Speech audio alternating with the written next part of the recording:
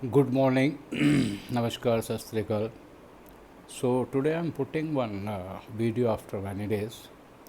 My channel is Astronomy Prediction.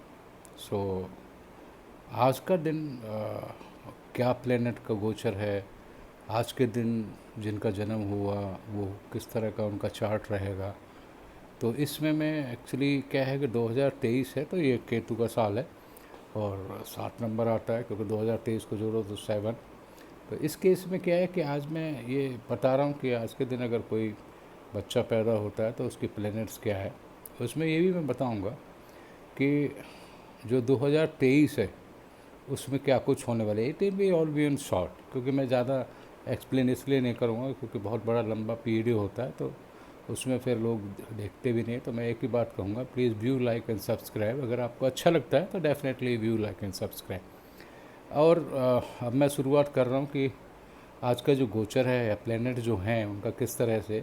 जब आप कुंडली को स्टार्ट करते हैं तो मैं लगन बोलता हूँ और लगन में इस टाइम 3 प्लेनेट बैठे हैं।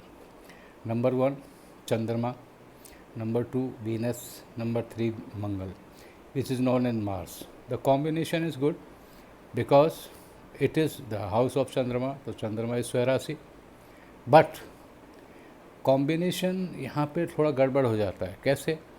क्योंकि चंद्रमा इज़ ओके, वीनस बैठना और मंगल बैठना, और जब तीनों प्लेनेट इकट्ठा कॉम्बिनेशन करते हैं तो यहाँ पे थोड़ा एनर्जी होती है। तो energy is based in other work, right, which you can understand मैं क्या कहना चाह रहा हूँ। तो इस केस में मैं यही कहूँगा कि लगन और चंद्रमा कुंडली एक ही होगी, विच इज़ नॉन एन कर्क। सेकंड हाउस में 5 आ गया, it means it is Singh, तो धन कुटुंब का हाउस है, यानी कि फादर का हाउस है और वो लॉर्ड है। और इस केस में क्या है कि जो लॉर्ड ऑफ सेकंड हाउस है धन कुटुंब, which is known as Surya, it is sting in 12th house in the Mercury house. Now when I come to the next 6, it is again Mercury, lord is there.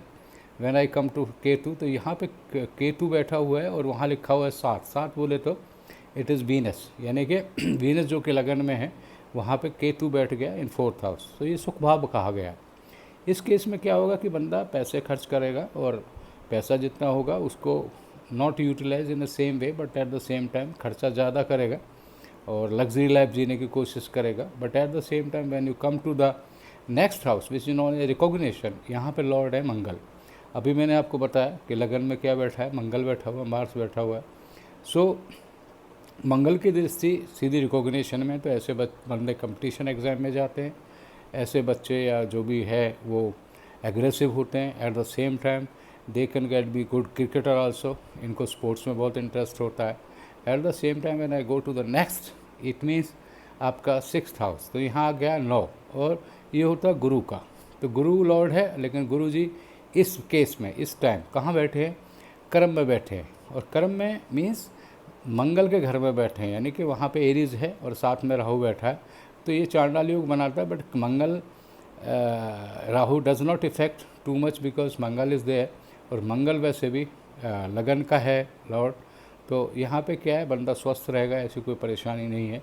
But रोग जो है उसमें क्या है कि गुरु जी कारण मंगल यानी 9 है, गुरु है, तो मैंने बताया मंगल के घर में, तो बच्चा स्वस्थ रहेगा and he will be very with the God of Hanuman Baba, right.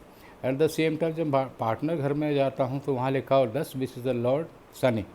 और शनि जो है खुद कहाँ बैठे हैं? वो बैठे हैं अष्टम में। अष्टम इज़ द हाउस ऑफ आयु मृत्यु और कहते हैं ना जिसको क्रिएशंस। तो शनि यानी कि कुंभ राशि का है। अब इसमें तो एक ही चीज़ आएगी कि जो पार्टनर है ये शादी डिले करेंगे।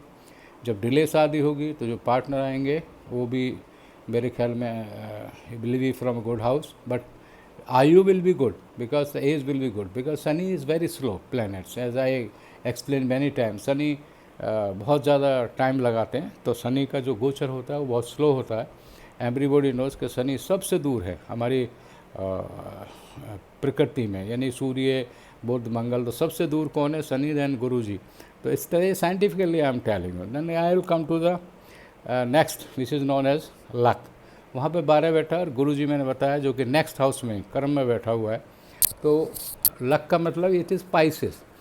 बंदा थोड़ा सा फोबिया होगा तो go on stage, but he will speak good, ऐसा कुछ नहीं है। देन 10th में अभी मैंने बताया गुरु राहु और मंगल के घर में, मंगल इज इन लग्न, मैं पहले ही कह चुका हूँ लग्न में मंगल है।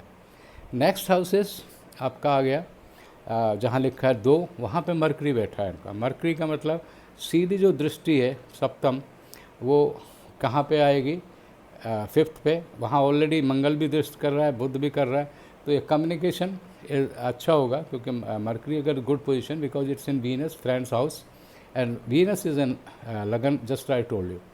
Last house is outside house where this is written 3, यानी कि अगेन इट इज़ मरकरी। तो there are 2 houses of Mercury, one is in outside means 12th house, and another is अभी मैंने बताया आपको विच इज़ 6 जो लिखा हुआ है 3rd हाउस में। इस केस में क्या है कि communication of the person will be good and he can be very क्या बोलते हैं उसको, motivator, as well as he can settle the disputes within the people whenever there is a dispute. Suppose for an example, this person who joined the company, or this person will be interested in competition exam almost. So the reason is Surya is in a good position at 12th, but I give Mercury, but at the same time Chandrama and Mangal and Mars and Venus.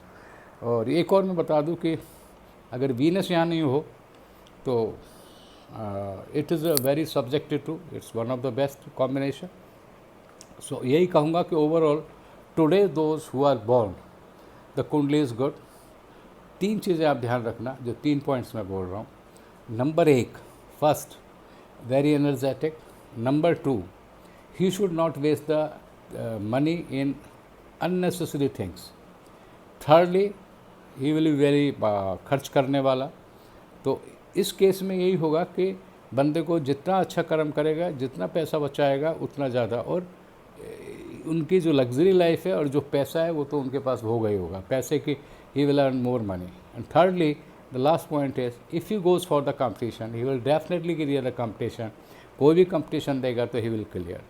इतना मैं यहाँ पे कह रहा हूँ कि ये ज़्यादा बड़ा हो जाता है, इसलिए मैं यही कह रहा हूँ कि आप आज का जो चार्ट है for the birth of the, जिस बंदे का जन्म हुआ है उस चार्ट को आप समझिए मैं क्या कह रहा है कि आज की जो प्लैनेट्स का गोचर है वो क्या है। This is that. So again I tell you, please go through this video, please view, like and subscribe, और आप उसको देखें ज़रूर, क्योंकि आपको ये पता लग जाएगा। वैसे भी आज न्यूमरोलॉजी से अगर मैं देखूं तो नंबर्स आर 22 यानी 4, next is June means 6, and third is 2023 it is 7. So how many numbers are? 4, 6 and 7. If you see these numbers, one stands for Rahu, another stands for Venus and third for Ketu. Ketu Rahu between Venus. अभी मैंने आपको कुंडली में बताया कि वो खर्चीला होगा, क्योंकि राहु भ्रमित करेगा, केतु जो है खर्च करवाएगा, और वीनस बीच में आ गया। जब हम इन तीनों को जोड़ेंगे तो नंबर क्या आएगा? इट विल बी 6, 7, 13 और 3, 4, 17, it mean be 8, and 8 stands for Shani. मैंने शनि के बारे में बताया एज पर एस्ट्रोलॉजी कि जो शनि है वो कहाँ बैठा है, अभी मैंने बताया Lord of 7th house and sitting in 8th house. तो बोला मैंने कि marriage will be in delay, but क्योंकि 8th में है तो आयु विल बी मोर, यानी कि उनकी जो आयु होगी वो बहुत अच्छी होगी। तो मैंने पहले आपको एस्ट्रोलॉजी बताई as well as numerology, but they are saying the same thing. So one video which I put earlier, astrology, numerology, palmistry and everything is a combination, and this tells each and everything, and numerology always stands in a very precise and correct way. So please view, like and subscribe. Thanks. इतना ज़्यादा मैं video नहीं डालूंगा क्योंकि देखने में दिक्कत होती है। Thank you very much. So please view, like and subscribe.